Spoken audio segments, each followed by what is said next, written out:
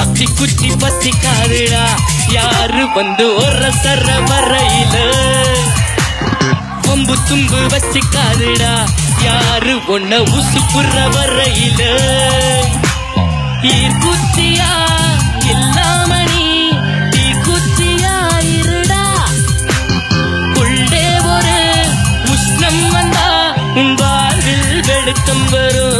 பாட்டை ஹெட்ஃபோன்ஸ் போட்டுட்டேனோ கேட்டேன், இல்லாட்டி இவளோட கைத்தட்டலும் விசிலும் எப்படி என்ஜாய் பண்ணுங்க தெரியுமா? தலை ஃபேன்ஸா? அப்பா அப்பா, he deserves this. He's one of the nicest people I know, Ajit. Really, really, very powerful and scintillating performance.